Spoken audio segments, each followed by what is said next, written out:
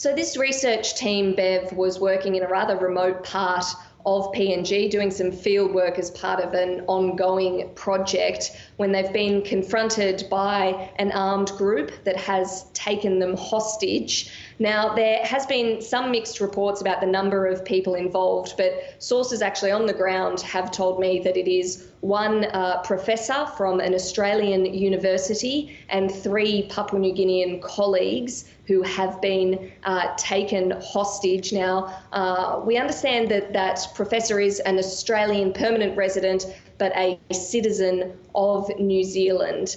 Along with those 4 members of the research team, some local guides were also initially taken captive before being released. But I've been told one of those local guides has actually opted to stay to remain with the research team. So even though he was given the chance of leaving, he's decided to stay with those 4 people who are being held captive. Yeah.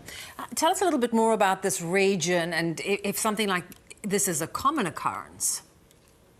Yeah, so it's happened in the highlands. Now, that refers to quite a large part of PNG, really the whole central part where the mountain ranges are. But it's in a part of the highlands, quite a remote part on the borders of the Southern Highlands and Hela provinces, sort of just up from Western Province. So it is quite a remote area, even in terms of this region.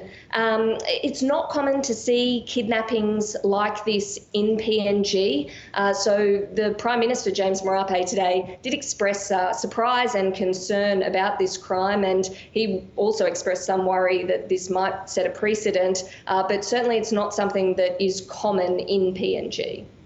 What else has he had to say, and what do you understand about how they may be trying to secure their release?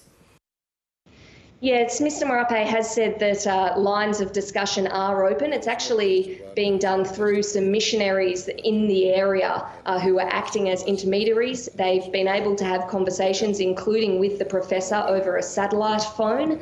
So there are communication lines open. Police on the ground are also monitoring the situation. They've told us that they believe the people have been moved between villages in the area. They're keeping an eye on things, but they don't want to escalate the situation. Mr Marape has certainly said there's a focus on trying to resolve this peacefully. That is the main focus, but he has also said that defence and security personnel are on standby. So what is your understanding of whether DFAT has become involved and is working with the PNG government? So at this stage, the Australian government has been contacted for comment, but hasn't at this point. We've also contacted the New Zealand Foreign Ministry, given that we believe this gentleman is actually a New Zealand citizen while he does live in Australia. They've said they're aware of the case, but aren't commenting for privacy reasons. So look, there are obviously a lot of sensitivities around this. There's also sensitivities on how much we're reporting, because the focus is clearly on trying to resolve this and ensure that people are released. So while there's likely work happening behind the scenes, no public comments from the Australian government. Nat, let's hope it resolves itself fairly quickly. Thanks so much for joining us. Thanks, Beth.